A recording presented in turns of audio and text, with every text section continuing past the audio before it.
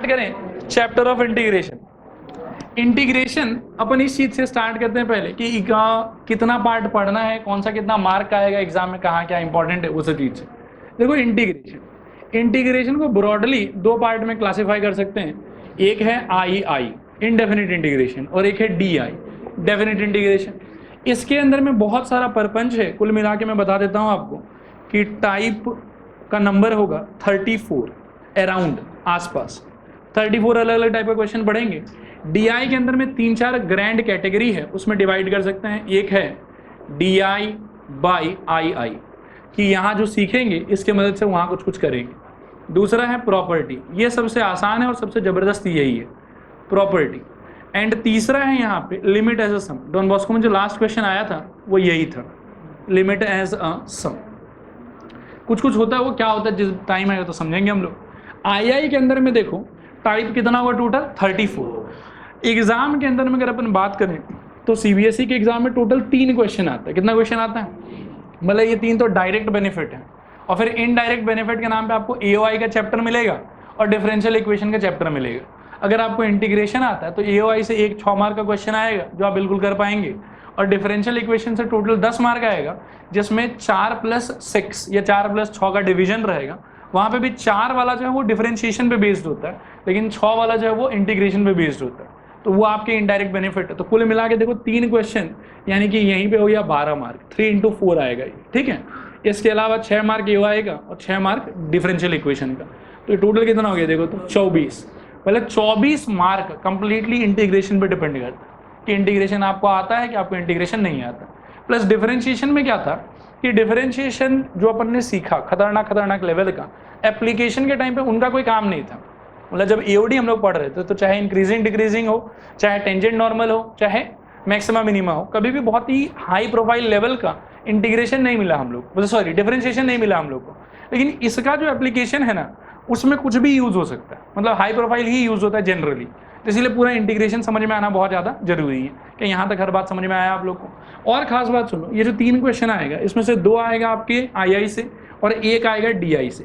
DI से generally आज तक जब भी सवाल आया है प्रॉपर्टी का ही आया है, इसका और इसका क्वेश्चन बहुत ही रेयर है, नहीं आता। बात आया समझ? लेकिन देखो क्या है कि पैटर्न चेंज हो रहा है हर साल, तो किसी भी साल हुआ आ सकता है ऊपर नीचे वाला। क्या ये पूरा चीज़ क्लियर है आप लोग को? थोड़ा की पूरा? अच्छा, स्कूल में 2 सिंबल तो देखोगे इस टाइप का, एक ऐसा और एक ऊपर नीचे कुछ लटका हुआ होता है। मैं बस एक छोटा सा बात और क्लियर कर देता हूँ, ये है II और ये है DI, बाकी तो अपन डिटेल में पढ़ेंगे। क्या यहाँ तक हर बात समझ में आया? इंटीग्रेशन इंपॉर्टेंट है कि बेकार है? इंपॉर्टेंट भी और इंटरेस्टिंग भी है। ठीक, अब स्टार्ट करते हैं main chapter, what is integration, how it is done and what should be learn.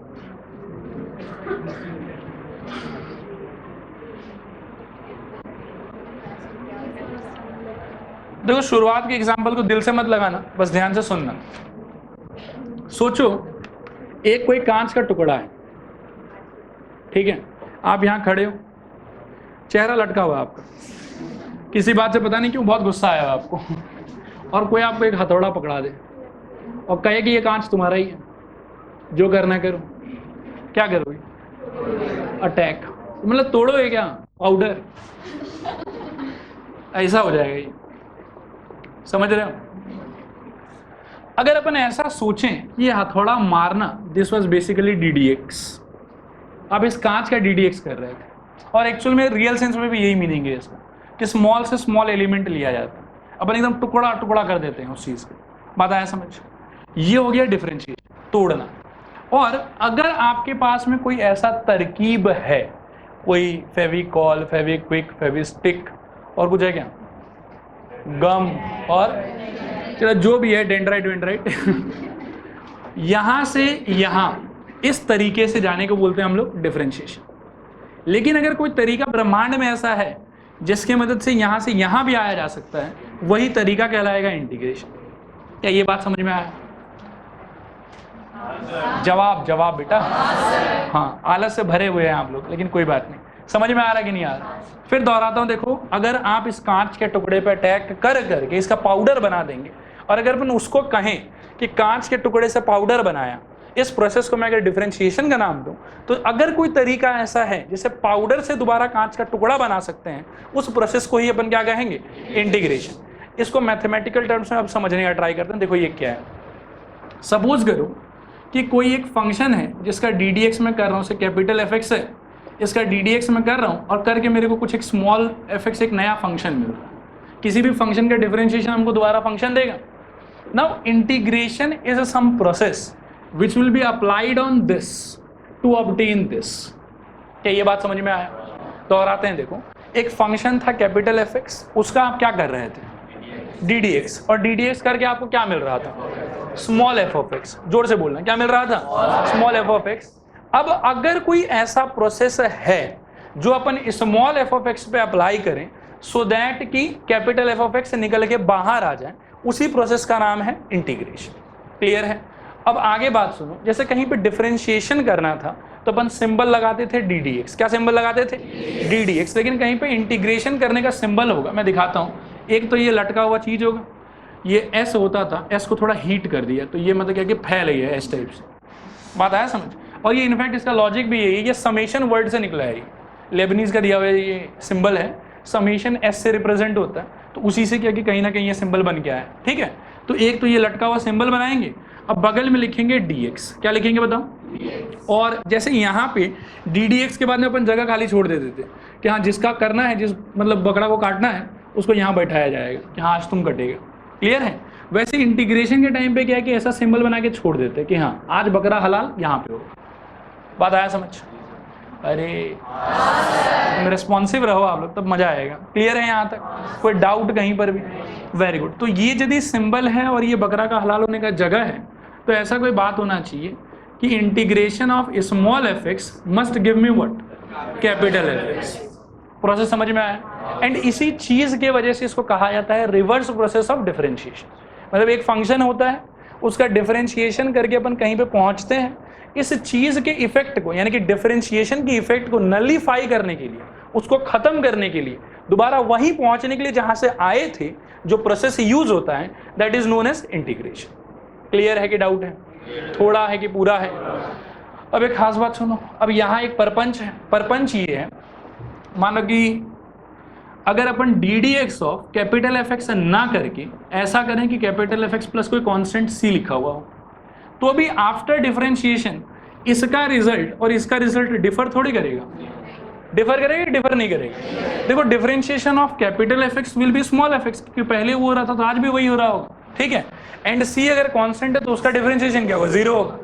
लेकिन इंटीग्रेशन का जो डेफिनेशन है वो ये कहता है कि डिफरेंशिएशन वाले रिजल्ट पे जब आप इंटीग्रेशन लगाएंगे तो आपको इनिशियल फंक्शन मिलना चाहिए जिसके डिफरेंशिएशन से वो खुद पैदा हुआ था। बात को दोहराता हूं मैं, सुनो। इंटीग्रेशन कहता है कि आप इसको जिस किसी पे भी लगाएंगे ना, लगाने के बाद में इसका फादर निकल के आना चाहिए जहां से ये आया था, और फादर पे लगा क्या था, ddx, वो आना चाहिए। अब मन में एक डिलेमा वाला बात है कि यार इसका इंटीग्रेशन या तो ये होगा या ये होगा, सच कौन है? क्योंकि डिफरेंशिएशन में तो दोनों केस में यही मिल रहा है, तो ये भी हो सकता है और ये भी हो सकता है। अब इस मन के दुविधा को दूर करने के लिए हम हर हमेशा integration of small fx dx is equal to capital fx plus c मान के चलते हैं कि देखो कैपिटल fx प्लस c रहा होगा। अब आप अगर मेरे से आर्ग्यू करेंगे सर फिर इस सिचुएशन का क्या हुआ, तो मैं आपको बतलाऊंगा कि देखो बेटा, ये c कांस्टेंट है और इस कांस्टेंट का वैल्यू भी स्पेसिफाइड नहीं है, it is just a constant. What it is I don't know, इसका वैल्यू स्पेसिफाई करना मेरे हाथ में नहीं है। लेकिन अगर मेरे को यहाँ पहुंचने का इच्छा हो रहा है, मैं उस सिचुएशन बोलूँगा कि c को 0 ले लो, c can take any value and c is known as integration constant. क्या कहते हैं इसको बताओ, इंटीग्रेशन कांस्टेंट। जब तक आप इंडेफिनिट इंटीग्रेशन पढ़ते रहेंगे, हर सवाल के अंत में आपको एक प्लस c लगाना ही लगाना है। कि यहाँ तक बात समझ में आया? थोड़ा है कि पूरा है? तो करेक्ट रिजल्ट किसको मान के चलेंगे, इसको कि इसको?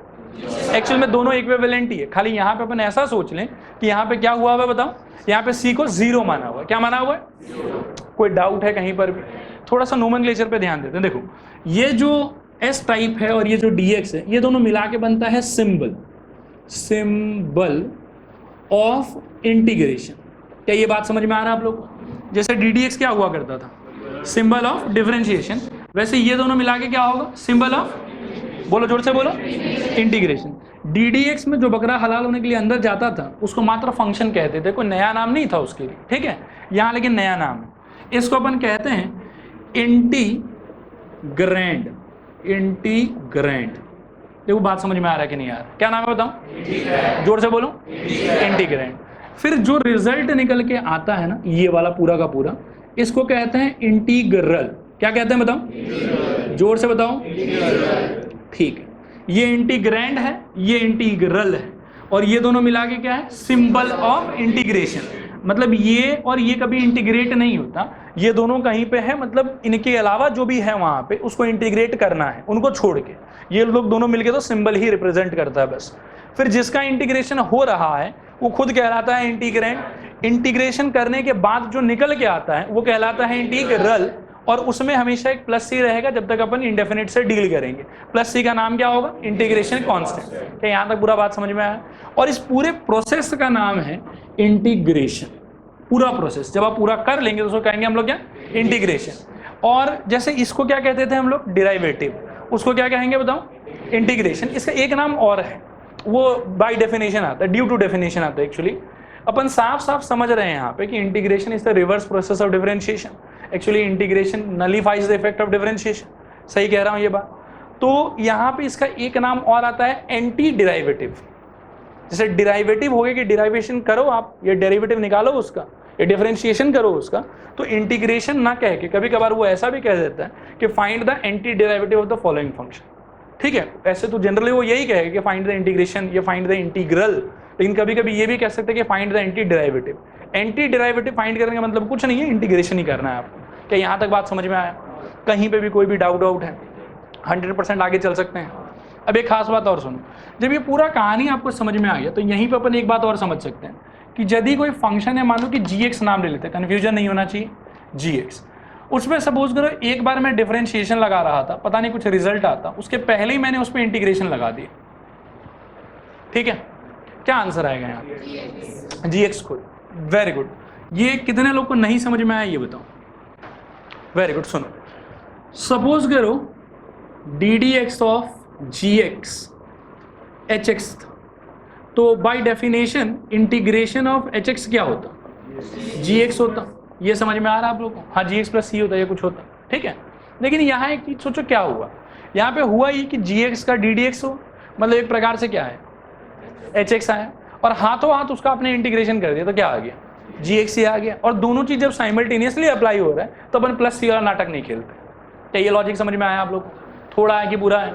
इनफैक्ट ये जो है कंप्लीटली डेफिनेशन बेस्ड ही बात है। आप तो खाली एक बात ध्यान में रखो कि integration is something which will nullify the effect या which will remove the effect of differentiation.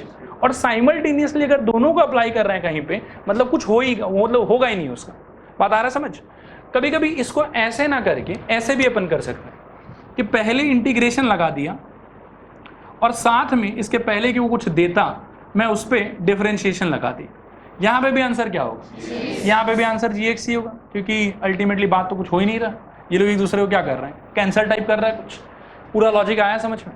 कहीं कोई डाउट वाउट है बताओ? इंटीग्रेशन के चैप्टर में तो ब्रॉड पार्ट क्या क्या होगा, आई और डी आई। क्या होगा बताओ, आई और डी आई। अपन अभी क्या पढ़ रहे हैं, आई पढ़ रहे हैं अपन, ठीक है। आई का मतलब है किसी भी फंक्शन का इंटीग्रेशन करने का मतलब होता है वो फंक्शन फाइंड करना जिसके डिफरेंशिएशन से ये खुद आया हो। मैं अगर fx का इंटीग्रेशन कर रहा हूं, मतलब I am trying to find out some function जिसके डिफरेंशिएशन पे fx आए। बात आ रहा है समझ? ये बेसिक अंडरस्टैंडिंग था। फिर अपन ने समझा लॉजिक ऑफ इंटीग्रेशन कांस्टेंट, कि मतलब कभी कभार मन में दुविधा आ जाता है कि भैया किसको लें किसको नहीं लें, सिर्फ फंक्शन को लें कि फंक्शन प्लस कांस्टेंट को भी लें। तो ऐसे मन के डाउट को दूर करने के लिए, मन के शंका को दूर करने के लिए प्लस सी हमेशा लगाओ आप। कभी अगर सी को नहीं आना होगा वहां पे सी का वैल्यू अपन 0 मान के चलेंगे। क्या यहाँ तक बात समझ में आ रहा है? फिर अपन ने समझा कि इंटीग्रेशन के अंदर में नोमेनक्लेचर क्या क्या है। एक तो यहाँ पे हो गया सिंबल ऑफ इंटीग्रेशन, फिर जो फंक्शन इंटीग्रेट हो रहा है उस सिचुएशन में वो कहलाता है इंटीग्रैंड, जो रिजल्ट निकल के आता है वो कहलाता है इंटीग्रल। वहां पे रहता है एक plus C if we are talking about indefinite integration. Definite में देखेंगे कि प्लस सी हट जाता है। उसके बाद में इस पूरे प्रोसेस का नाम क्या है, इंटीग्रेशन। वो तो एक नाम है, दूसरा नाम क्या है, एंटी डेरिवेटिव। और लास्ट चीज अपन ने यहाँ पे सीखा कि अगर साइमल्टेनियसली किसी फंक्शन पे डिफरेंशिएशन इंटीग्रेशन दोनों का प्रहार हो, तो अल्टीमेटली कुछ होगा ही नहीं उसको, वो जैसा है एज इट इज बाहर आ जाएगा। समझ में आया? कभी आप इसको ऐसे भी याद रखें कि कहीं अगर हमको दिख रहा है कि D d x of something, जैसे मैं आपको एक एग्जाम्पल देता हूँ, मान लो कि आपको दिखाया जा रहा है, ये छोड़ो, जब क्वेश्चंस करेंगे तभी ज़्यादा समझ में आएगा, अभी बता के फायदा नहीं। यहाँ तक हर चीज़ समझ में आया आप लोग को? इसमें से कुछ कॉपी करने लायक है क्या? क्या? मैं 1 मिनट टाइम दे देता हूँ, जो लगता है कॉपी कर लो, फिर मैं आगे लिखाता हूँ। मेरे हिसाब से ना काम का चीज़ है, नंबर 1 ये, फिर नंबर 2 ये, नंबर 2 में ये पूरा बात आ जाएगा एक्चुअली, ये पूरा सब कुछ, नाम वाम सब कुछ। फिर नंबर 3 ये वाला बात, एंड नंबर 4 ये वाला बात। ये 4 चीजें कॉपी करने लायक, करिए कॉपी। पेन छोड़ें आप लोग, अब कुछ देर के लिए फिर से बोर्ड पर देखिए।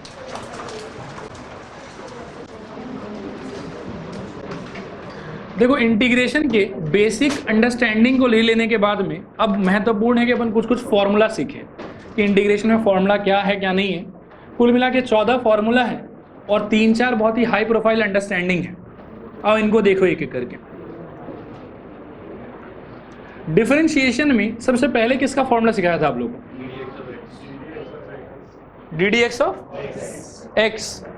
नहीं, मेरे हिसाब से शायद बेसिक अलजेब्रा सबसे पहले सिखाया था कि D d x plus minus multiply और डिवाइड को देख के कैसे बिहेव करेगा, ये सबसे पहले सिखाया था। वही चीज़ अपन यहाँ पे भी सीखेंगे सबसे पहले। देखो, इसका नाम है बेसिक अलजेब्रा ऑफ इंटीग्रेशन। कि इंटीग्रेशन अगर दो फंक्शंस के बीच में एडिशन या सब्ट्रैक्शन है या मल्टीप्लिकेशन डिवीजन है तो कैसे बिहेव करेगा उनको लेके। डी डी एक्स में क्या होता था, याद करो तो। डी डी एक्स में होता था कि अगर एफ एक्स प्लस या माइनस जी एक्स है तो answer was d d x of f x plus या minus d d x of g x, ऐसा ही कुछ होता था। अरे बोलो भी। हाँ, आगे सुन, इंटीग्रेशन में भी ऐसा ही होगा। पहला बात, integration of f x plus या minus g x d x is equal to integration of f x plus या minus integration of g x. क्या ये बात समझ में आया? ये पहला अलजेब्रा है। दूसरा बात यहाँ पे था, ये था बात नंबर 1। बात नंबर 2 था d d x of u into v, यानी कि अगर दो फंक्शन है मेरे पास और यहाँ पे एज्यूम था कि u और v दोनों क्या होगा, फंक्शंस ऑफ x, और यहाँ पे इनके बीच में क्या रिलेशनशिप है, प्रोडक्ट। तो अपना अंडरस्टैंडिंग था कि यहाँ पे क्या लगता है, product rule. First function D d x of second plus second function D d x of first. ये याद है ना आप लोग को? ये तो पूरा कंठस्थ ही हो गया होगा अच्छे से। अब सुनो, इंटीग्रेशन में लेकिन आज मैं आपसे कहूँगा कि ऐसा कोई रूल एग्जिस्ट नहीं करता। हालांकि एक रूल एग्जिस्ट करता है, अगर स्कूल में बहुत आगे चला गया तो IBP बोल के, integration by parts. Integration by parts is basically replacement of product rule of differentiation. लेकिन शुरू में आप ध्यान रखना कि इंटीग्रेशन में कोई रूल है ही नहीं जो प्रोडक्ट पे वर्क कर सके। और IBP अपने आप में जो है परमाणु बम है, न्यूक्लियर बॉम्ब जैसा है वो, उसको जितना अवॉइड कर सको उतना अवॉइड करो। तो अभी शुरुआती क्वेश्चंस के लिए, ये अगले 15-20 दिन के लिए हमारे दिमाग में ये सेट होना चाहिए कि there is no such rule based in integration which will help me to deal with the function having product between them. क्या ये बात समझ में आया? तो हमारे लिए 2 नंबर पे देखो, integration of f x into g x d x अपन कहेंगे नो रूल, ठीक है। लेकिन याद रखना कि बाद में जो थोड़ा एडवांस लेवल का पढ़ाई करेंगे अपन, तो वहाँ पे आएगा IBP। क्या आएगा बताओ? Integration by parts. वो जब पढ़ेंगे तब का तब देखेंगे, लेकिन अभी के लिए हमारे पास में कोई रूल नहीं है, ठीक। थर्ड नंबर पे बात सुनो, इंटीग्रेशन यहाँ पे क्या होता था थर्ड नंबर पे? Quotient rule, d d x of u divided by v. क्या होता था बताओ? नीचे वाला का स्क्वायर, नीचे वाला डी डी एक्स ऑफ ऊपर वाला माइनस ऊपर वाला डी डी एक्स ऑफ नीचे वाला। इंटीग्रेशन में कुछ नहीं होता है, u बाई वी नथिंग, कुछ आएगा ही नहीं। इनफैक्ट इसको तो बाद में भी नहीं पढ़ेंगे क्योंकि ऐसा कोई रूल ही नहीं है इंटीग्रेशन के अंदर। मतलब कोई दो फंक्शन अगर डिवीजन में इनकॉर्पोरेटेड है एक दूसरे से, इंटीग्रेशन उस पर लग ही नहीं सकता है। आपको कोई ना कोई जंतर मंत्र करके इसको पहले ठीक करना पड़ेगा। यहाँ तक बात समझ में आया? यहाँ पे तीसरा हो गया ये। चौथा एक रूल पढ़ाया था आप लोग को कि डी डी एक्स ऑफ अगर कभी कांस्टेंट इनटू फंक्शन दिखे तो क्या करते थे हम लोग? कांस्टेंट बाहर, D d x of function. ये रूल बिल्कुल सेम तरीके से इंटीग्रेशन पे भी एप्लीकेबल है। 4 नंबर पे, integration of some constant k into function f x d x is equal to k चुपचाप से बाहर integration f x d x. यही बात समझ में आया।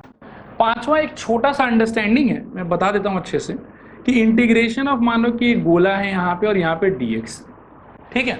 याद रखना कि आपके लिए इस पूरे गोले में चाहे जो भी भर लूँ मैं, कोई फर्क नहीं पड़ता, आपके लिए सिर्फ वो चीज़ वेरिएबल होगा जो आपको d के साथ दिखाई पड़ेगा। मतलब यहाँ पे मान लो कुछ भी हो सकता है, alpha beta gamma delta z y p q r, लेकिन आपके लिए सिर्फ और सिर्फ x ही वेरिएबल है। मतलब आपको सिर्फ x का हिस्सा जो है उसी को इंटीग्रेट करना है, बाकी सब चीज़ को आप कैसे ट्रीट करोगे, कांस्टेंट की तरह। क्या ये बात समझ में आया? कोई मिटा के मान लो कि x ना लिखे, कोई बोले कि नहीं तुम तो z में काम करेंगे, तो आपके लिए z वेरिएबल है, फिर x आपके लिए क्या हो जाएगा, constant. Depending on the variable present with d you will think about your variable. मतलब जब भी कॉम्प्लिकेटेड क्वेश्चन आता है तो इस चीज़ को लेकर मन में डाउट रहता है कि सर y को वेरिएबल पकड़ें कि z को वेरिएबल पकड़ें। वेरिएबल उसको पकड़ो जो d के साथ है, बाकी सारा चीज़ को क्या मान के चलोगे, कांस्टेंट। क्या यहाँ तक बात समझ में आया? थोड़ा है कि पूरा है? इसके अलावा वहाँ अपन ने क्या पढ़ा था, चेन रूल, लेकिन यहाँ कोई चेन रूल नहीं होता, याद रखना, ठीक है। अब यहाँ अगर कोई चेन रूल नहीं होता तो कोई बात नहीं, अपन बहुत सारा फॉर्मूला पढ़ेंगे जिससे चेन रूल के बगैर भी अपना काम बन जाएगा। अब वहाँ पे सबसे पहला फॉर्मूला जो फंक्शंस का था उसमें सबसे पहले क्या पढ़े थे, d d x of x power n. क्या था उसका answer, n into x power n minus 1। आज भी अपन उसी से स्टार्ट करेंगे। ये तो हो गया बेसिक एल्जेब्रा ऑफ इंटीग्रेशन। अब है सम इम्पॉर्टेंट फॉर्मूला, इसको भी पहले देख लो, एक साथ पहले लिख लेता हूँ फिर कॉपी कर लेना आप लोग। सबसे पहले है integration of x to the power n dx। इसका रिजल्ट होता है x पावर n प्लस 1 अब by n plus 1 comma n not equal to minus 1। ये एक खास बात है, इसको याद रखना, ठीक है। कहने का मतलब ये है कि this formula is not applicable for integration of 1/x, क्योंकि अगर इसके लिए अप्लाई करोगे तो यहाँ पे n का वैल्यू कितना मिलेगा आपको, -1। वहाँ से आपका डिनोमिनेटर क्या हो जाएगा, 0, और डिनोमिनेटर 0 होते क्या हो जाएगा, ये सिचुएशन अनडिफाइंड। क्या ये बात समझ में आया? थोड़ा है कि पूरा है? तो इस चीज़ को n इक्वल टू -1 पे यूज़ नहीं कर सकते। उसके अलावा अब आप जिसका थोड़ा सा एप्लीकेशन देखो, मान लो कि इंटीग्रेशन ऑफ x स्क्वायर करना, बोलो क्या होगा, x to the power by 3 plus c। Plus c भूलना मत, इनफैक्ट मैं भूल गया यहाँ पे प्लस c कॉम, ठीक है। जब तक इंडेफिनिट करेंगे प्लस c लगाते रहना है। ये सबको समझ में आया? ये रिजल्ट बहुत ज़्यादा इंपॉर्टेंट नहीं, इंपॉर्टेंट रिजल्ट सब सुनो। इंपॉर्टेंट रिजल्ट है जो फ्रिक्वेंटली आएगा वो है 1/x स्क्वायर का इंटीग्रेशन। कर सकते हैं कि नहीं कर सकते, पहले ये बताओ। कर सकते हैं क्योंकि n का वैल्यू -1 तो नहीं हो रहा। अब सोचो कि करके आएगा क्या। मैं एक बार कर देता हूँ, x पावर -2 dx होगा, x power -2 plus 1 by -2 plus 1 plus c। So x power -1 by -1 plus c which is basically -1/x plus c। क्या ये बात समझ में आया? ये चीज़ आज की बात आपको याद होना चाहिए कि 1/x स्क्वायर का इंटीग्रेशन क्या होगा, -1/x प्लस c। फिर से बताओ क्या होगा, -1/x plus c। Very good. Similar pattern पे अपन करेंगे इंटीग्रेशन ऑफ 1/√x dx। सोचो तो क्या होगा, 1/√x x के पावर में क्या हो जाएगा, -12। क्या हो जाएगा, -12। Very good. अब बोर्ड पर देखो, इंटीग्रेशन ये हो जाएगा x पावर -12 dx, ये हो जाएगा x power -12 plus 1 by -12 plus 1। मन में थोड़ा सा मैनिपुलेशन करो तो क्या होगा, x power half by half, नीचे का जो बाई हाफ है वो पलट के ऊपर जाके क्या हो जाएगा 2, और जो x पावर हाफ है वो क्या हो जाएगा √x। तो आंसर क्या हो जाएगा 2√x प्लस c। क्या ये लॉजिक समझ में आया आप लोग को? ये चीज़ बिल्कुल आपको याद होना चाहिए, बहुत फ्रिक्वेंटली ये चीज़ आता है। दो ही रिजल्ट है यहाँ पे इंपॉर्टेंट। पहला बताओ, इंटीग्रेशन 1/x स्क्वायर, जोर से बोलो, आंसर -1/x। दूसरा बताओ, integration 1/√x, answer 2√x plus c। समझ में आया कि नहीं समझ में आया? थोड़ा है कि पूरा है? एक और छोटा सा इंपॉर्टेंट रिजल्ट है, इसको भी समझो। इंटीग्रेशन ऑफ सपोज अगर कहीं को करना है 1 dx, तो 1 को क्या सोचोगे, कांस्टेंट तो है, और क्या सोच सकते हो? हाँ, integration x to the power 0 dx सोच सकते हैं।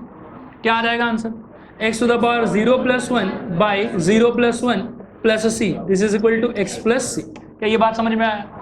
दूसरा, आप इसको इतना लंबा ना सोच के ऐसे भी मन को शांतना दे सकते हैं कि इंटीग्रेशन करके अपन क्या निकालना चाहते हैं, वो निकालना चाहते हैं जिसके डिफरेंशिएशन पे ये खुद आया हो। ये किसके डिफरेंशिएशन पे आया होगा, तो सीधा आंसर क्या होना चाहिए, x प्लस।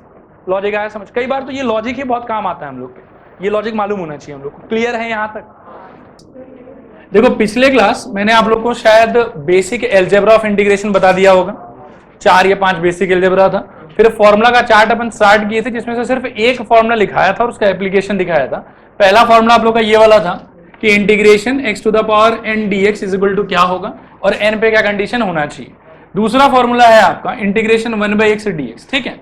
इसका आंसर देखो, इसका आंसर उससे नहीं निकाल सकते क्योंकि इसमें n का वैल्यू कितना हो जाएगा -1। तो इसका डिराइवेशन वगैरह नहीं देखना, बस आपको रिजल्ट याद रखना कि log mod x plus c, लिख लो इसको, this is equal to log mod x plus c. Next लिखो integration a power x, integration a power x, ये 2 नंबर फॉर्मूला है। अब अपन 3 नंबर पे जा रहे हैं, integration a power x dx। Answer देखो a power x upon log a to the base e plus c, a power x divided by log a to the base e plus c। Next लिखो number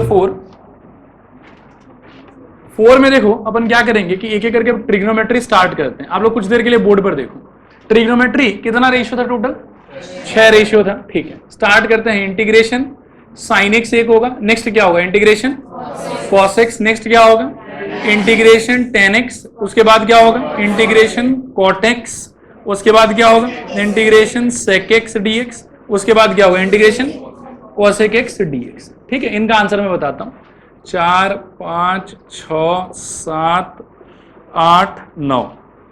देखो sign x का answer होता है, पहले differentiation of sine x हमको याद दिला तो क्या था कॉस एक्स। आज भी कॉस एक्स तो आएगा, लेकिन वहां पे और यहाँ पे एक ही दिक्कत है कि माइनस साइन अलग अलग जगह पे होता है।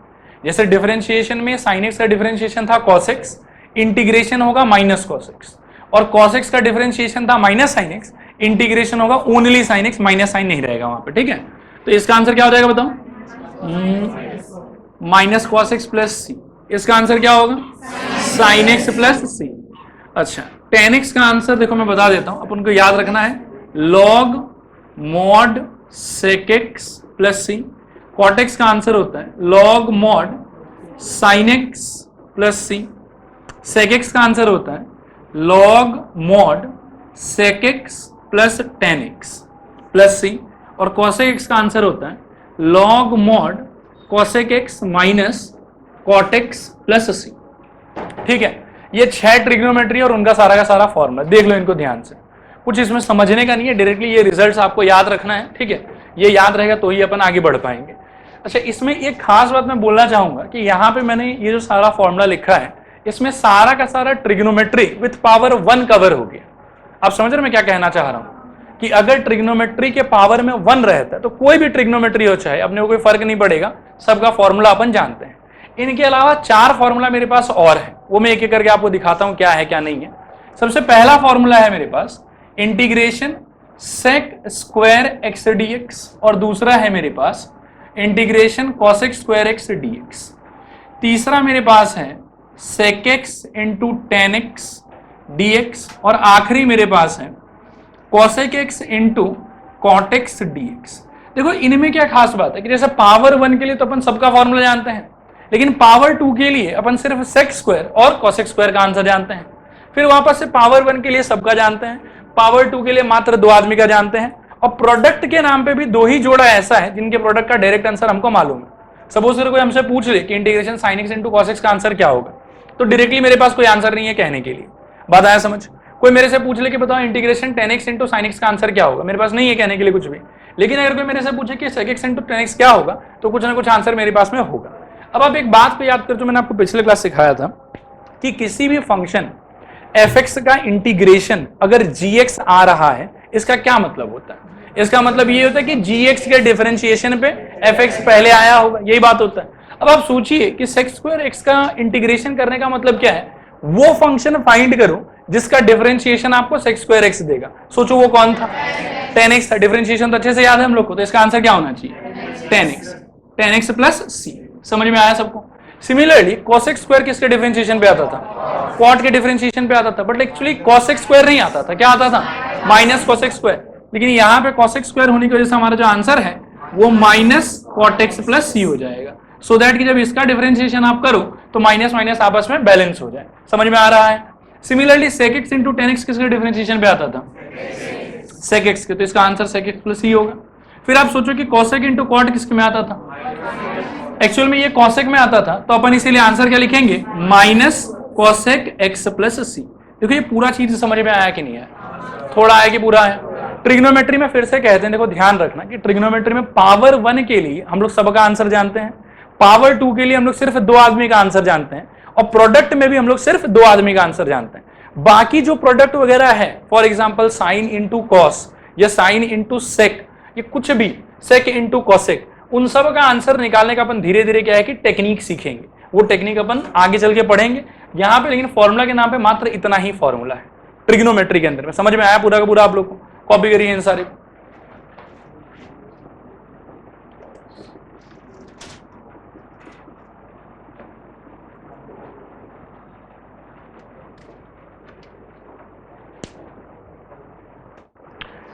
देखो एक सिंपल चीज बताते हैं, ये वाला आप लोगों को दिखाई दे रहा है integration a power x dx. एक चीज बताओ, अगर मैं कभी करना चाहूं integration e power x dx, ठीक है, इसको मैं किसके हिसाब से सोचूंगा? ए पावर एक्स जैसा सोचूं कि एक्स पावर एन जैसा सोचूं? ए पावर एक्स जैसा, क्योंकि दोनों एक दूसरे के ऑपोजिट है। इसका मतलब है कांस्टेंट पावर वेरिएबल, और इसका मतलब क्या है? Variable power constant. अब आप सोच के बताओ फिर से कि कौन सा, ए पावर एक्स की एक्स पावर है? A power x. अच्छा, ए पावर एक्स का आंसर क्या लिखा हुआ? A power x by log a to the base e. तो इसका आंसर मैं क्या लिखूंगा बताओ तो? E power x by log of e to the base e plus c. अच्छा, ये हमारे नॉलेज के अकॉर्डिंग कितना होता था? 1। तो आंसर कितना है? ई पावर एक्स प्लस सी। समझ में आया? जहां पे इसको लिखा है ना, उसी के बगल में इसको लिख लो, इसलिए इसको मिला के 14 फॉर्मूला हो जाएगा आप लोग। हो गया सबका? अब बोर्ड पर देखो। देखो आप लोगों को सिखाया था मैंने पिछले क्लास कि अगर कोई भी फंक्शन का डिफरेंशिएशन करके, मान लो कि कैपिटल एफ एक्स के डिफरेंशिएशन पे अगर आंसर स्मॉल एफ एक्स आता है, ये कैपिटल एफ एक्स प्लस सी का डिफरेंशिएशन इमेजिन करो, तो स्मॉल एफ एक्स का जो इंटीग्रेशन है वो आपको क्या देगा? Capital f x plus c. ये बात मैंने आपको पिछले क्लास समझाया था, ठीक है। आज अपन क्या है कि इस बात को एक बार के लिए भूल जाए, इस वाले बात से स्टार्ट करें, ठीक है। यहां पे क्या हो रहा है कि एक फंक्शन है स्मॉल एफ एक्स, उसके इंटीग्रेशन पे आपको मिल रहा है कैपिटल एफ ऑफ एक्स, ठीक। आज अपन सोचेंगे कि अगर मान लो कि इंटीग्रेशन ऑफ कभी f of a x plus b d x हमको करना पड़े, मतलब जो हमारा फंक्शन था, फंक्शन सेम टू सेम रहेगा। सपोज करो पहले आप इंटीग्रेशन कर रहे थे साइन एक्स का, आज भी आप इंटीग्रेशन साइन ही करेंगे, लेकिन खाली एक्स के जगह पे जो है कोई ना कोई लीनियर एक्सप्रेशन आ जाएगा, मतलब x has been replaced by a x plus b. इस बार कुछ ऐसा आएगा कि साइन ऑफ से 5x प्लस 7dx, इस टाइप का कोई क्वेश्चन अगर आता है तो इसके साथ कैसे डील करेंगे उसको समझने का ट्राई करो। इसमें भी क्या होगा, जैसे इनिशियली यहाँ फंक्शन के नाम पे तो f है, यहाँ पे भी फंक्शन के नाम पे स्मॉल f ही है। स्मॉल f का इंटीग्रेशन अपने को क्या दे रहा था? Capital f। आज भी स्मॉल f का इंटीग्रेशन अपने को क्या देगा? Capital f। तो यहाँ पे आंसर आएगा कैपिटल f ऑफ, पहले x के जगह पे अपन x लिख रहे थे, आज x के जगह पे क्या दिख रहा है आपको? ax plus b. तो यहाँ पे भी आप क्या लिखोगे? ax plus b plus c. ये सारा चीज सेम टू सेम रहेगा। खाली ऐसे सिचुएशंस में क्या होता है कि जो भी x का आपका कोफिशिएंट है ना, आपको कोफिशिएंट से पूरे आंसर को डिवाइड करना है, फुल आंसर को कोफिशिएंट से डिवाइड करना। बात आया समझ?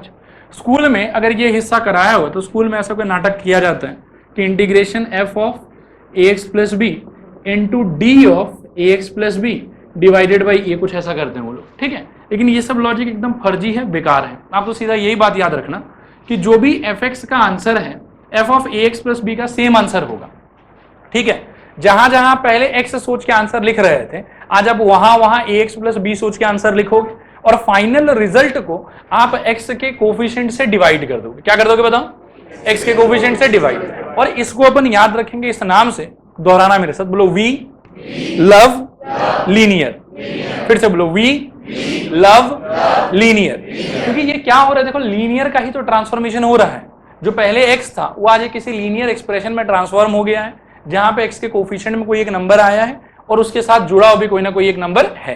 क्या ये पूरा बात समझ में आया आप लोग को? तो इसके अकॉर्डिंगली आप सोचो कि साइन एक्स का आंसर क्या होता था हमारे? Minus cos x. बोलो जोर से, क्या होता था? Minus cos x. तो integration sine of 5x plus 7 का आंसर क्या होगा? हाँ 5 प्लस सी, ठीक है, माइनस कॉस ऑफ, फिर से बताओ, 5x प्लस 7 बाई 5 प्लस, समझ में आया आप लोग? सपोज करो कि integration of E power x का आंसर अभी भी हम लोग देखे क्या आता था, ई पावर एक्स। अब कभी हमको कोई दे दे कि integration e power 2x plus 7 dx, बोलो क्या लिखेंगे? ई power 2x plus 7 by 2 plus, समझ में आया? कभी सपोज करो कि ये करना पड़े integration e power x plus 29 dx, क्या होगा answer? E power x plus 29 by 1 की 29, किससे डिवाइड करना होता है? कोफिशिएंट ऑफ x, बस गलती मत करना इस बात में, ठीक है? ये ऐसे ही रहेगा प्लस। समझ में आया पूरा पूरा आप लोग को? लिखो हेडिंग, हेडिंग के नोट लिखो, लिखो we love linear, we love linear. नीचे देखो, इट मीन्स if ये वाला बात लिखो, integration small f x d x equal to capital f x plus c, integration small f x d x is equal to capital f x plus c, then replacing x, ऐसे लिखो, replacing x by replacing x by ax plus b by ax plus b, we get देखो integration, ये वाला line copy कर लो board से, integration f of ax plus b dx capital F ax plus b whole thing divided by a plus c, ठीक है? अच्छा, next एक और चीज सुनो, जैसे सपोज करो इंटीग्रेशन गोले के अंदर में कुछ भरा हुआ है और यहाँ पे d पड़ा हुआ है, d के साथ में इन जनरल तो आप हमेशा x से ही देखेंगे, ठीक? इसका मतलब ये होता है कि d के साथ जो भी चीज आपको दिखाई दे रहा है ब्रैकेट के अंदर में सिर्फ वही चीज आपके लिए वेरिएबल है। सपोज करो कि यहाँ पे बहुत कुछ लिखा हुआ है, यहाँ पे p q x z y सब कुछ लिखा हुआ है, लेकिन आप इंटीग्रेट सिर्फ x को करोगे, p z y q ये सारा का सारा आपके लिए क्या होगा? कांस्टेंट। आप चुपचाप से उसको क्या निकाल दोगे? बाहर निकाल दोगे। मान लो कि x मिटा के कोई यहाँ पे p लिख दे, अब आपके लिए वेरिएबल क्या है? p वेरिएबल, मतलब d के साथ जो है सिर्फ उसी को वेरिएबल मान के चलो, या उससे रिलेटेड एक्सप्रेशन को वेरिएबल एक्सप्रेशन मान के चलो, बाकी पूरा का पूरा आपके लिए क्या होगा? कांस्टेंट। इस बात को लिखो, लिखो note number 2, the alphabet present with d will be variable, all other things are constant, the alphabet present with d will be variable, all other things are constant, ठीक है? इसके बाद लिखो टाइप 1, और टाइप 1 लिख के कॉपी बंद कर लो आप लोग। देखो इंटीग्रेशन से जुड़ा हुआ जो पूरा चैप्टर है वो काफी लंबा है और मतलब बहुत लोगों को टफ भी लगता है, लेकिन टफ बोल के कुछ होता नहीं। मैं अगले 5 मिनट में आपको एक थॉट देने का ट्राई करूंगा, उस थॉट को ग्रास्प करने की कोशिश करना आप लोग, क्योंकि वो अगर पल्ले पड़ गया आपके तो इंटीग्रेशन के किसी भी मेथड में आपके मन में क्वेश्चन अराइज नहीं होगा कि ऐसे क्यों कर रहे हैं, कोई और तरीका क्यों नहीं लगा रहे हैं। बात आया समझ? अब सुनो, इंटीग्रेशन में अपन पढ़ेंगे धीरे धीरे करके टाइप के नाम पे। जैसे टाइप 1 अभी आपने कॉपी में लिखा है, हर टाइप के अंदर में क्या होगा कि मैं आपको 2-3 क्वेश्चन ऐसे शुरू में लिखा दूंगा।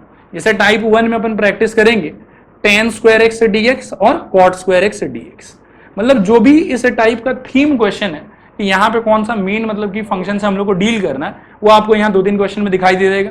हर टाइप के करस्पॉन्डिंग साइड में अपन लिखेंगे मेथड, कि इसको इंटीग्रेट करने का मेथड क्या होगा। मेथड में यहाँ पे साइड में लिखा दूंगा। 90% टाइप्स में अपन मेथड लिखेंगे, कुछ एक आध टाइप ऐसा होगा जिसका मेथड बहुत ज्यादा लॉजिकल है, तो उसमें कुछ लिखेंगे तो उसमें बस समझा दूंगा कि कैसे करना कैसे नहीं करना, ठीक है? अब थॉट सुनना और समझने की कोशिश करना कि इंटीग्रेशन के हर क्वेश्चन में एक्चुअली होता क्या। अपने चैप्टर का नाम है इंटीग्रेशन, बट रियलिटी बताऊं तो अपन कोई भी क्वेश्चन में इंटीग्रेशन करना सीखेंगे। बात को समझने की कोशिश करना मैं क्या कह रहा हूं, ठीक है? अपने को इस चैप्टर में एक्चुअली सीखना है ट्रांसफॉर्मेशन। आप देखो, जब कोई हमको बोले कि करिए इंटीग्रेशन tan स्क्वायर एक्स, मतलब मेरा अप्रोच ये होना चाहिए कि मुझे पन्ना पलटना है और वो जो 14-15 फॉर्मूला लिखा है वो साथ में जो 2-3 अंडरस्टैंडिंग लिखा है, वी लव लीनियर वगैरह वगैरह, उन सब का अंडरस्टैंडिंग इनको देखो, और आपको मिलना चाहिए कोई ना कोई फॉर्मूला मिलना चाहिए आपको कि हाँ यहाँ पे ये फॉर्मूला लगाओ। बात आया समझ? फॉर एग्जाम्पल, जैसे अगर मेरे को करना है integration tan square x dx, तो हम तो पन्ना पलटेंगे और पीछे देखेंगे कि भैया tan स्क्वायर का फॉर्मूला है कि फॉर्मूला नहीं है। फॉर्मूला मिल गया, काम खत्म, फॉर्मूला लगा दो। लेकिन अगर फॉर्मूला नहीं मिला तो देखो अप्रोच ये होता है कि अपने को tan स्क्वायर x को रिमूव करना है उसके किसी इक्विवेलेंट एक्सप्रेशन से, जिस एक्सप्रेशन का हर हिस्सा अपने आप में एक स्टैंडर्ड फॉर्मूला को रिप्रेजेंट करे। बात को समझो, दोबारा मैं कह रहा हूं, ठीक है। हमको करना है integration tan square x dx, ठीक है। अगर हमको integration tan square x dx करना है तो हमारा सबसे पहला काम होना चाहिए कि पन्ना पलटो, देखो कि क्या कोई इसका फॉर्मूला है। अगर फॉर्मूला है तो आप सीधा सीधा वो फॉर्मूला उस पर लगा दो। लेकिन अगर tan स्क्वायर x का कोई फॉर्मूला नहीं है तो आप tan स्क्वायर x को उसके इक्विवेलेंट किसी एक्सप्रेशन से रिप्लेस कीजिए, ठीक है। अब आप tan स्क्वायर x की जगह पे लिख सकते हैं sin square x divided bye cos square x, उसके जगह पे और भी कुछ लिखा जा सकता है। पता है समझ? जो जो चीज लिखा जा सकता है सबको हिट एंड ट्रायल करो, और उस हिट एंड ट्रायल के चक्कर में देखना आप कि कोई ऐसा रिप्लेसमेंट जरूर होगा जिस रिप्लेसमेंट से जो जो पार्ट अराइज होगा, each and every part will be individually representing a standard formula. Basically अगर दो लाइन में बोलना हो तो मैं ये बोलूंगा कि एक फंक्शन मेरे पास में इंटीग्रेट करने को है जो एक प्रकार से स्टैंडर्ड नहीं है। कहने का मतलब इसका सीधा डायरेक्टली कोई फॉर्मूला एग्जिस्ट नहीं करता है। अब हमको कोई ऐसा तिगड़मबाजी लगाना है, कुछ इसके साथ में ऐसा दुर्व्यवहार करना है सो दैट कि इसके जगह पे जो नया एक्सप्रेशन में लिखूं उसका एक एक हिस्सा अपने आप में स्टैंडर्ड फॉर्मूला रिप्रेजेंट करे। क्या ये बात समझ में आया आप लोग? अब देखिए एग्जांपल के तौर पे देखते हैं। tan स्क्वायर x को अगर मैं चाहूं तो sin square x divided bye cos square x से रिप्लेस कर सकता हूं, लेकिन क्या हुआ करके कोई फायदा होगा हमको? क्यों नहीं होगा? दो बात है, ना तो मैं sin स्क्वायर का इंटीग्रेशन जानता हूं, ना ही मैं cos स्क्वायर का इंटीग्रेशन जानता हूं, और क्या पता अगर मैं उनका इंटीग्रेशन जानता भी तो भी मैं डिवीजन के साथ में कैसे डील करना है वो नहीं जानता हूं। बात आया समझ? तो sin square by cos square मेरे लिए काम का रिप्लेसमेंट नहीं है। अब दूसरा बात आप सोचो, जो फंडामेंटल आइडेंटिटी हुआ करता था कि 1 plus tan square x is equal to sec square x, वो वाला याद है आप लोग को? अगर मैं उसके विषय में सोचूं तो tan स्क्वायर x का वैल्यू क्या होगा? sec square x minus 1। अब आप सोचिए कि यदि tan स्क्वायर x की जगह पे आप लिखते हैं sec स्क्वायर x माइनस 1 तो क्या आपको लगता है कि एक एक पार्ट अपने आप में इंटीग्रेबल है? We can deal with minus sign, we know the integration of sec square, we know the integration of 1, so पूरा हिस्सा इंटीग्रेबल है। क्या ये बात समझ में आया? अब ये वाले एग्जांपल से देखो एक बहुत ही खतरनाक कंक्लूजन आता है कि in the whole chapter of integration we will never learn how to integrate any function. हमको तो यही सीखना है कि कैसे एक नॉन इंटीग्रेबल फॉर्मेट, एक नॉन स्टैंडर्ड फॉर्मेट को ट्रांसफॉर्म किया जाए सो दैट कि वो एक स्टैंडर्ड फॉर्मेट को रिप्रेजेंट करे जिस पे अपन एक एक करके फॉर्मूला लगा सके। ठीक है, चैप्टर का नाम बताओ। और अपने को सीखना क्या है? ट्रांसफॉर्मेशन। इंटीग्रेशन सीखना ही नहीं, इंटीग्रेशन तो मात्र वो 14 फॉर्मूला और उसके साथ में 2 या 3 अंडरस्टैंडिंग, थोड़ा सा बेसिक अलजेब्रा, बस उतना ही इंटीग्रेशन। अपन हर क्वेश्चन में मात्र ट्रांसफॉर्मेशन सीखेंगे। जो 34 या 35 टाइप अपन पढ़ेंगे ना, वो सारे टाइप में अपन एक एक प्रकार के फंक्शन का ट्रांसफॉर्मेशन देखेंगे। जैसे tan स्क्वायर का ट्रांसफॉर्मेशन आपको समझ में आ गया होगा कि tan स्क्वायर जब भी दिखेगा उसको इंटीग्रेट करवाने का या उसको इंटीग्रेट करने का तरीका क्या होगा? sec स्क्वायर x माइनस 1 से रिप्लेस करो, ऑटोमेटिकली इंटीग्रेट हो जाएगा। आगे भी फर्दर हर टाइप में अपन यही देखेंगे कि एक प्रकार के फंक्शन से स्टार्ट करेंगे जो अपने आप में इंटीग्रेबल शुरू में नहीं होगा, और इंटीग्रेबल नहीं होने का मतलब यह है कि उसके लिए डायरेक्टली कोई स्टैंडर्ड फॉर्मूला एग्जिस्ट नहीं करता है। हमको क्या करना है? उसके साथ थोड़ा फालतू भी करना है सो दैट कि जो नया चेहरा मैं उसके जगह पे लिखूं। और एक खास बात, जो आप इसके जगह पे नया चेहरा लिखेंगे वो ऐसे कोई रैंडमली चोजन एक्सप्रेशन नहीं होगा, वो इसके इक्विवेलेंट ही कोई एक्सप्रेशन होना चाहिए। आज मान लो कि ऐसा तो नहीं कि tan स्क्वायर मिटा के tan x लिख दूंगा क्योंकि tan x का फॉर्मूला होता है। बात समझ रहे मैं क्या कह रहा हूं? कुछ ऐसा लिखना है जो इसके बराबर हो कोई ना कोई तरीके से, ठीक है। और लेकिन जो नया चीज अपन लिखेंगे इसके जगह पे उसका एक एक हिस्सा का फॉर्मूला एग्जिस्ट करना चाहिए, तो ही वो ट्रांसफॉर्मेशन काम का ट्रांसफॉर्मेशन है, और तभी अपना इंटीग्रेशन हो पाएगा। क्या ये पूरा थॉट समझ में आया? मैं दोबारा पूछता हूं, चैप्टर का नाम बताओ। सीखेंगे क्या हम लोग? कभी भी इंटीग्रेशन सीखेंगे क्या? नहीं। इंटीग्रेशन मतलब क्या है? 14 फॉर्मूला, 3 अंडरस्टैंडिंग और थोड़ा बहुत बेसिक अलजेब्रा। क्लियर है ये पूरा का पूरा? चलिए स्टार्ट करते हैं। लिखिए टाइप 1 में लिखिए integration tan square x, integration cot square x। अच्छा एक चीज और थोड़ा सा बोर्ड पर देखो, मैं जब कभी भी टाइप के नीचे कुछ चीज डिस्क्राइब करूं तो ये कभी भी आपके क्वेश्चन को रिप्रेजेंट नहीं करेगा, ये एक्चुअली इस टाइप के थीम को रिप्रेजेंट कर रहा है कि इस टाइप में आपने को सीखना है क्या, ठीक है। तो इसको कभी क्वेश्चन का मार्किंग मत करना आप लोग। दोबारा हो सकता है कि मैं इसी चीज को एज अ क्वेश्चन कराऊं तो उसको आप दोबारा नीचे क्वेश्चन नंबर 1 2 बोल कर लिखना, इसके साथ में क्वेश्चन नंबर मार्क मत करना, ठीक। देखो type 1 integration tan square x dx और उसके नीचे लिखो integration cot square x dx। बगल में लिखो मेथड, इसके साइड में मेथड में लिखो रिप्लेस देम बाय लिखो tan square x equal to sec square x minus 1 sec square x minus 1 and cot square x equal to cosec square x minus 1, ठीक है। अब नीचे लिखो क्वेश्चन नंबर 1 में यही क्वेश्चन लिखो tan square x integration tan square x dx this is equal to, board से देख के कॉपी करो, वैसे तो आता ही आप लोगों को। इंटीग्रेशन ये हो जाएगा tan square x dx, this is equal to integration sec square x minus 1 dx, this is equal to integration sec square x dx minus integration 1 dx, this is equal to tan x minus x plus c, tan x minus x plus c, tan x minus x plus c। सब लोग एक बार board पर देखो, यहां से भी एक बात और समझाता हूं।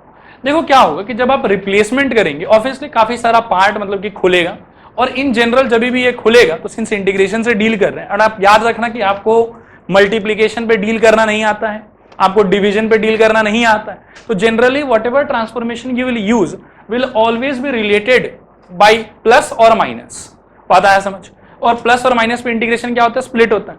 अब आपके मन में एक बात आ सकता है कि सर ये अपने आप में एक इंटीग्रेशन है तो इसके वजह से एक सी होना चाहिए, और ये भी अपने आप में एक इंटीग्रेशन, इसके वजह से भी एक सी होना चाहिए। अब आप सोचो कि चलो ठीक है, इसका सी जो उसको C1 मान लेते हैं और इसका सी जो उसको C2 मान लेते हैं। अब C1 अपने आप में कोई ना कोई कांस्टेंट है और C2 भी अपने आप में कोई ना कोई कांस्टेंट है, दोनों को मिला के फिर से क्या निकलेगा, एक और कांस्टेंट निकलेगा। तो अपन क्या है कि इंटीग्रेशन करते समय हर पार्ट के लिए एक सी नहीं लगाते, आखिरी स्टेप में डायरेक्टली एक प्लस सी बोल के छोड़ देते। क्या ये पूरा बात समझ में आया आप लोग को? थोड़ा है कि पूरा है? चलो ठीक है, अब सारा बात मैंने आपको बता दिया, एक बार फॉर्मूला रिवाइज कर लेते हैं फिर आगे बढ़ेंगे। खोलो फॉर्मूला पेज, सबसे पहला फॉर्मूला पढ़ो क्या दिया हुआ है, integration x power n dx। ये बेसिक अलजेब्रा से स्टार्ट करें, खोलो बेसिक अलजेब्रा भी खोल लो। देखो बेसिक अलजेब्रा में सबसे पहला क्या लिखा हुआ है आप लोगों को, integration fx plus minus gx is equal to integration fx plus minus integration gx dx। Next क्या दिया हुआ बताओ? अच्छा रुको एक बार, मेरे तो सब लोग पढ़ नहीं पा रहे हैं, मैं बता रहा हूं। एडिशन या सबट्रैक्शन पे खुलेगा, आराम से खुलेगा। दो है तो पहला का इंटीग्रेशन अलग से, दूसरा का अलग से, रिजल्ट को ऐड सब्ट्रैक्ट कर लो, आंसर आ जाएगा आपका। मल्टीप्लीकेशन पे फिलहाल हमारे लिए कोई रूल नहीं है, बहुत ज्यादा जब आगे जाएंगे तो एक रूल मिलेगा, क्या नाम होगा उसका, इंटीग्रेशन बाय पार्ट्स, जहां तक उसको अवॉइड ही करेंगे। नेक्स्ट अपन क्या देख रहे हैं कि डिवीजन पे कोई रूल नहीं है। उसके बाद अपन देख रहे हैं कि अगर कांस्टेंट मल्टीप्लाइड है फंक्शन से तो आप कांस्टेंट को बाहर कर दीजिए और फंक्शन को इंटीग्रेट कर दीजिए। समझ में आया? पहला रूल बताओ मेरे तरफ देख के, हिंदी में बता दो, इतना स्टेटमेंट नहीं चाहिए। एडिशन सब्ट्रैक्शन पे टूटेगा, ठीक है, मल्टीप्लिकेशन पे नहीं टूटेगा, डिवीजन पे नहीं टूटेगा, और अगर कांस्टेंट मल्टीप्लाइड है तो कांस्टेंट बाहर, फंक्शन का इंटीग्रेशन। क्लियर है?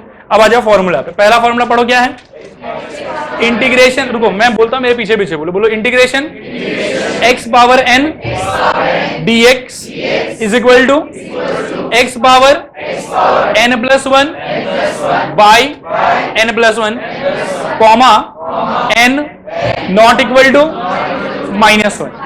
ध्यान रहेगा ये वाला चीज। इसका 3 मेन एप्लीकेशन था। पहला एप्लीकेशन बिल्कुल कंठस्थ कर लो, इंटीग्रेशन 1/x² dx। उसका आंसर क्या होगा बताओ, -1/x प्लस c। फिर पूछते हैं integration 1/x² dx -1/x plus c। दूसरा इंपॉर्टेंट एप्लीकेशन है इंटीग्रेशन 1/√x dx। क्या है बताओ?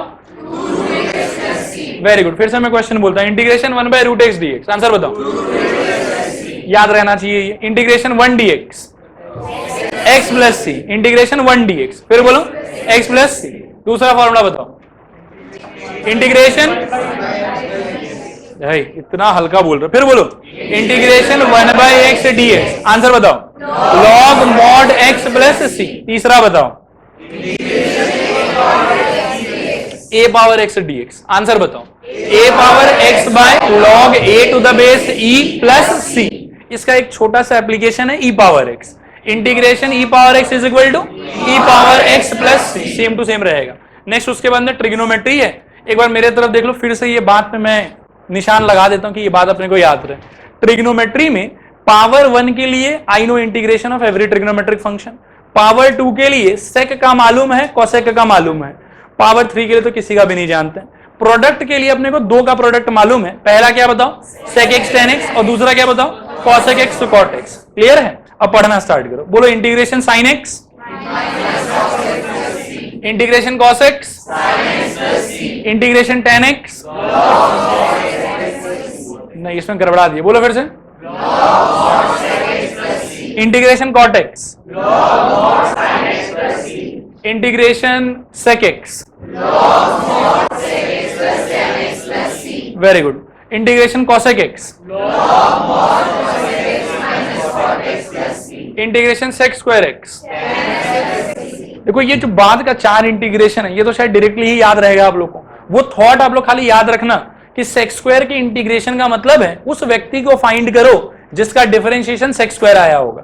अब सेक स्क्वायर किसका डिफरेंशिएशन होता था? tan x का, इसीलिए आंसर tan x है। नेक्स्ट बताओ integration cosec square x dx minus cot x plus c. Next बताओ integration sec x tan x। आखिरी बताओ integration cosec x into cot x।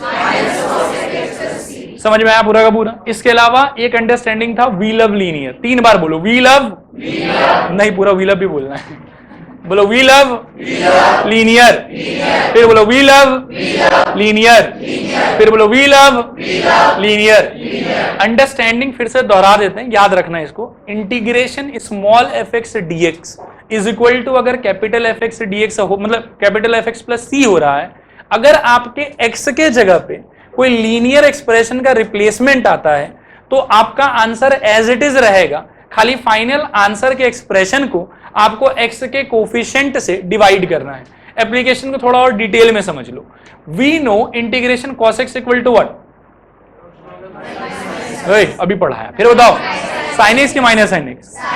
गड़बड़ कर रहे, फिर से मैं पूछता हूं। इंटीग्रेशन, मैं पूछ लेता हूं, integration cos x equal to dash sin x plus c. सहमत हैं आप लोग?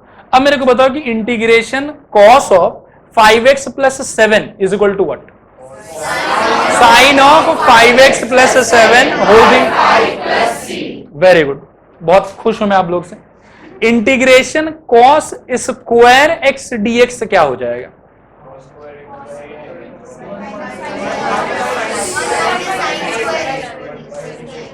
देखो बस यही चीज का हमको डर है, समझना ध्यान से।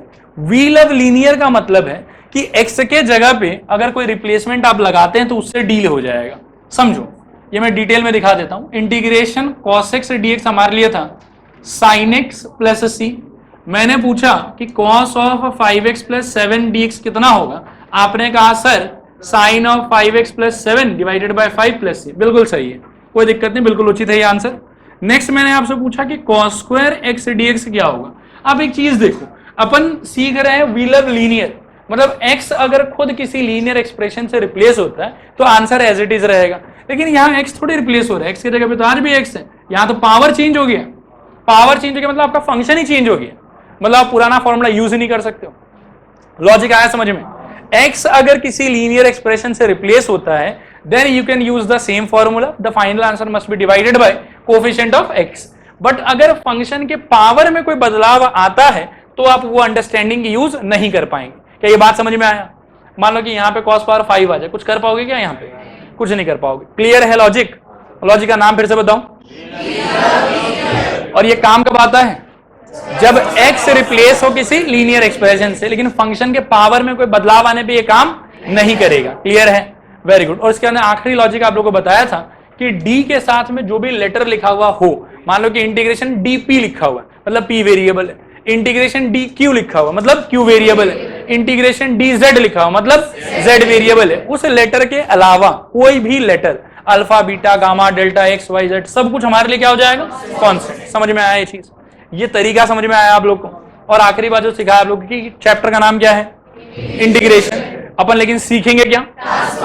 किसी भी क्वेश्चन में इंटीग्रेशन नहीं सीखेंगे, हमको बस ट्रांसफॉर्मेशन सीखना है, एक नॉन इंटीग्रेबल फॉर्म से इंटीग्रेबल फॉर्म तक पहुंचने का रास्ता खोजना है हमको। क्लियर है?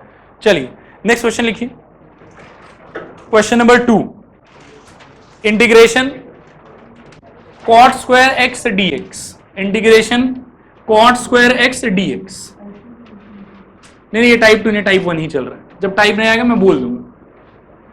Integration cot square x dx, देखो this is equal to integration, बता सकते हैं आप लोग क्या होगा? cos x square x minus 1 dx, cos x square x minus 1 dx, this is equal to integration cos x square x dx minus integration dx। जिनको नहीं समझ में आया बोर्ड पर देख लो, integration cos x square x dx एक हिस्से में माइनस इंटीग्रेशन 1 dx दूसरे हिस्से में, this is equal to minus cot x minus x plus c, ये होगा आपका फाइनल आंसर। समझ में आया सबको? सब लोग 2 मिनट के लिए बोर्ड पर देखो, तो कुछ क्वेश्चंस मैं करूंगा, इसको कॉपी में बाद में लिखना, आप लोग पहले देख लो। सपोज करो integration tan square x by 2 dx चाहिए हमको, क्या करेंगे बताओ? सोचो, ये आपको लग रहा है व्हील ऑफ लीनियर का एप्लीकेशन है कहीं ना कहीं? देखो हाँ या ना जोर से बोलो, पक्का? क्योंकि tan स्क्वायर फंक्शन है, यहां भी tan स्क्वायर फंक्शन है, खाली x की जगह पे मैं देख रहा हूं कि क्या हो गया, इस बार x बाई 2 आ गया, तो कोई दिक्कत वाला बात नहीं। इसका मतलब है कि a का वैल्यू हाफ हो गया और b का वैल्यू क्या है यहाँ पे 0। समझ में आ रहा है ना? तो सेम ही मेथड अप्लाई कर सकते हैं। Can you suggest something? करो, ऐसे अलग अलग सुर में नहीं, सब एक साथ बोलो, कोशिश करो। कितना मजा आया देखो, very good. Integration sec square x by 2 dx minus integration 1 dx, क्या ये सबको समझ में आया? सेक स्क्वायर का आंसर अपन क्या जानते थे? tan जानते थे। अब यहाँ चमत्कार देखो, व्हील ऑफ लीनियर का एप्लीकेशन समझने की कोशिश करना। व्हील, हाँ रुक जाओ, अपन तो डिटेल में करें, मेरा दिमाग कम चलता है। tan x बाई 2, सिंस ये व्हील ऑफ लीनियर का एप्लीकेशन है और a का वैल्यू मैं कितना देख रहा हूँ? हाफ, तो आंसर को किससे डिवाइड करूंगा? हाफ से, और सिर्फ इसी पे लगेगा, इसीलिए हाफ इसी से डिवाइड हो रहा है, बाकी ये वाला हिस्सा तो एज इट इज रहेगा, माइनस एक्स प्लस सी। फाइनल आंसर बोलो क्या होगा? कोई बच्चा ऐसा जिसको ये नहीं समझ में आया हो, प्लीज हाथ उठा के पूछो। पक्का आ गया? झूठ नहीं बोल रहे हो, मजाक नहीं कर रहे हो? ठीक है, इसका देखो फिर आप लोग बताओ। इंटीग्रेशन ध्यान देना तो समझ में आएगा, cot square 3x dx, guide me.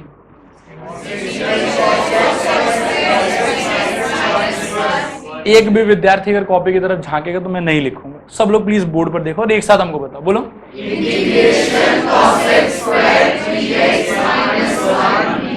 समझ में आया सबको? क्योंकि cot स्क्वायर है तो जो cot स्क्वायर का थिंकिंग था वही थिंकिंग लग जाएगा यहाँ पे। अब एक एक करके इंटीग्रेशन बांट देते, क्या हो जाएगा बताओ? Integration cos x square 3x dx minus integration 1 dx, क्या ये सबको समझ में आया? cos x स्क्वायर का आंसर क्या हो जाएगा?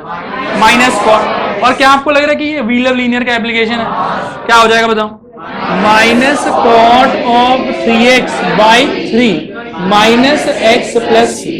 क्लियर हुआ सबको? थोड़ा हुआ कि पूरा हुआ? अच्छा, अब सबसे मजेदार क्वेश्चन, इसको देखना ध्यान से। Integration tan 2x plus cot 2x का होल स्क्वायर dx। जल्दबाजी नहीं है, टेक 5 सेकेंड्स, आराम से सोच के बताओ। होल स्क्वायर खुलेगा क्या? मैं आपको बताऊं, जब क्लास 12 में फर्स्ट टाइम मेरे को ये क्वेश्चन था तो मैंने क्या किया था? मैंने ये आंसर किया था। मेरे सर ने मुझे पीठ थपथपाया था मेरा, मैंने बोले कि हाँ यार तुम ही है जो दुनिया का उद्धार करेगा। ये ऐसा था ना इंटीग्रेशन, तो मैंने लिखा था कि this power 3 by 3 plus x power n। वो आए बोले कि हाँ बेटा सही, वेल डन, उद्धार तुम ही करेगा, लेकिन मैं गलत था। ऐसा नहीं होता है। तो अब देखो, अब आप लोग बताओ। देखो मैं बताता हूं, ये कोई स्टैंडर्ड फॉर्मेट थोड़ी है। इंटीग्रेशन में ध्यान रखना कि कुछ भी रिजेंबलेंस पॉसिबल ही नहीं है। आपको मात्र एक ही लिबर्टी है, जिस लिबर्टी का नाम है व्हील ऑफ लीनियर। चिल्लाओ एक बार, इसके अलावा कोई छूट नहीं है। जब तक आपका एक्सप्रेशन एग्जैक्टली मेन किसी फंक्शन से जिसका फॉर्मूला आपके हाथ में है उससे जब तक रिजेंबल नहीं करेगा आप कुछ नहीं कर पाओगे। क्या ये किसी से रिजेंबल कर रहा है? इसको रिजेंबल कराने के लिए सबसे पहला काम क्या कर सकते हैं? स्क्वायर खोल सकते हैं। आइए खोलिए, क्या होगा बताइए। Integration tan square 2x plus cot square 2x plus सोचो सोचो सोचो 1 हो जाएगा। वो tan इंटू कॉट 1 होता है। क्लियर है यहां तक? अब देखो होल स्क्वायर खोल लेने के बाद में शुरू में थोड़ा कम समझ में आ रहा था, लेकिन अब मैं देख रहा हूं यार ये तो टाइप 1 का एप्लीकेशन हो गया। देखिए, अरे हुआ। आओ थोड़ा मेहनत और करें। तो अपने tan स्क्वायर x का क्या सोचा था, मतलब क्या सीखा था? sec square something -1। क्या होगा बोलो तो? sec square 2x -1। बस इसका बताओ। प्लस cosec स्क्वायर 2x -1 और प्लस 2dx। क्या ये समझ में आ रहा? कुछ सिंप्लीफाई होगा? लुक लुक लुक, बोलो बोलो बोलो। -1 प्लस 2। समझ में आया सबको? अब अल्टीमेटली हाथ क्या लगा हमारे? Integration sec square 2x plus cosec square 2x dx। क्या ये समझ में आ रहा सबको? थोड़ा की पूरा? मजाक तो नहीं कर रहे? इसका आंसर बताओ। अच्छा पहले बोल रहा फिर लिखता हूं। tan 2x बाई 2 और उधर -cot 2x बाई 2।